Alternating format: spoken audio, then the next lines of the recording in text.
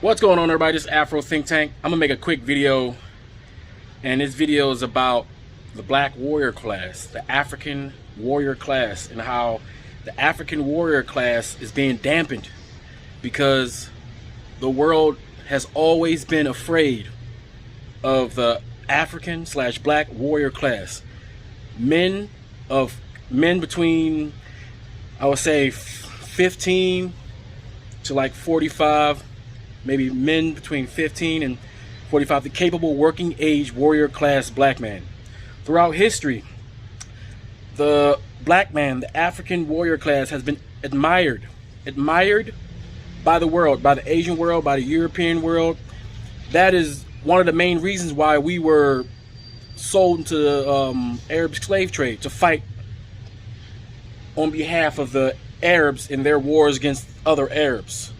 In India, we were recruited and we were enslaved also to do the same thing. The black warrior class has always been a superior weapon, has always been a weapon of mass destruction.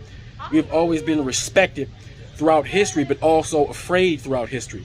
That's why they would turn at the African warrior class into a eunuch, because as admired and afraid and intimidating and capable as we are, they are still afraid of us. That's why they will cut our penises off so that we couldn't reprocreate with their women. They didn't want to compete with us on a man-to-man level basis.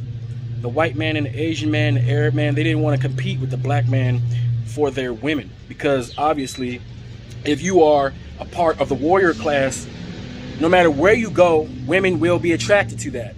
And if that's the case, they don't want to have to compete with that. They don't want to have to stand toe-to-toe with that. They don't want to have to stand man-to-man on an equal playing field and fight for the right of pro-recreation, or the right to have their women against a man such as a black man, African man, a warrior class black man. That's why they utilize psychological tricks to turn us into females. That's why, like back in a couple thousand years ago, they would just make us eunuchs. They just cut it off. That way, even though we're warrior class, we couldn't reproduce. We couldn't spread our warrior class DNA as much within their communities, creating a class of people that they could not compete with back when it was all about strength, power, and physical presence. Before the gun became the great equalizer. Once the gun became the great equalizer, they had that, and that's how the Europeans started to rule the world. But then once we started to get the gun, they had to do something, because now things were starting to even up. So what did they do? They made black people with guns criminals. They made sure to make programs and make it so that if a black person had a gun, he had to be inherently doing something wrong. We have to lock them up. We have to shoot them. That's why the police are so afraid of us. Oh, the white male are afraid of the black male inherently. The Asian male is afraid of the black man inherently. All right, and I know that may hurt some feeling. They'll say, "Oh, I'm not afraid of." It's bull crap, and we know it's an open secret. Everybody knows it. They're afraid of us. That's why they pull the trigger so quick. That's why in a blink of an eye, when they see a black person, in their mind, in their DNA, it registers that they cannot compete with the black man on a physical basis, so they have to utilize their equalizer to stop the threat. We are a threat.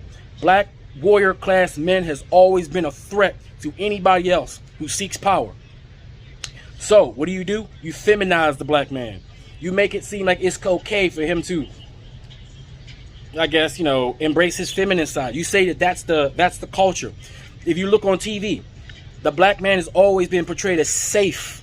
We always have to, as black men, we always have to walk around and be safe. We have to reassure the white man, reassure the Asian, reassure the Indian that we're not going to just dominate them, that we're not going to bully them, that we're not going to hurt them, that we're not going to kill them. We have to be extra nice. We have to smile. That's where we get all the extra, how extra we are around white people. And black people, we know that.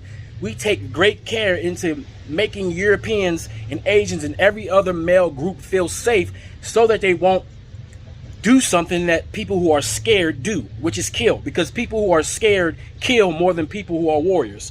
You see, warrior class, they don't go around killing and shooting and just doing stuff like that. Cowards do that. People who are afraid do that. All right, but we misconstrue that as heroics. That's why we have all these feminine thugs walking around. They call themselves gangsters and thugs. And now hip-hop is perpetuated. We have a bunch of feminine men running around with guns and putting shit in their hair and doing all sorts of weird, unorthodox things. None of it being manly. But they think that's being manly. They think that's being a warrior.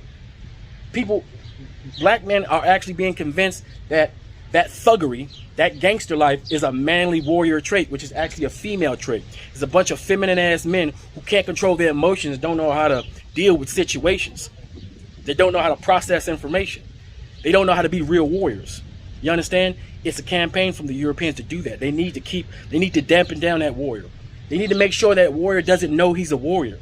They need to make sure that that lion doesn't know he's a lion. They need to make sure that that great elephant doesn't know he's a great elephant. That way, they can use our power against others. You see, black men have been used in America to fight European wars. If you look up American history, some of the greatest, most notorious, most effective military units were Africans, black people, us. But they don't want to talk about that. They'll use us because we are a tool. We are a weapon of mass destruction as long as we're on their side. They need to make sure we're on their side. Do you understand? Okay, so we need to get it in our heads that we are the warrior class and we are the ones being attacked. They make our women go against us.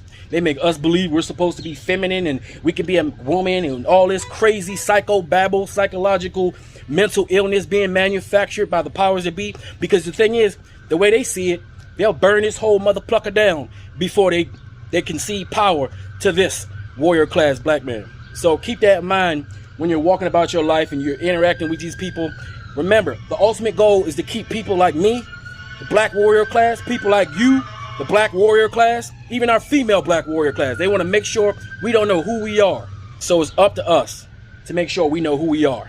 We need to get back our black warrior class. We need to educate our black warrior class.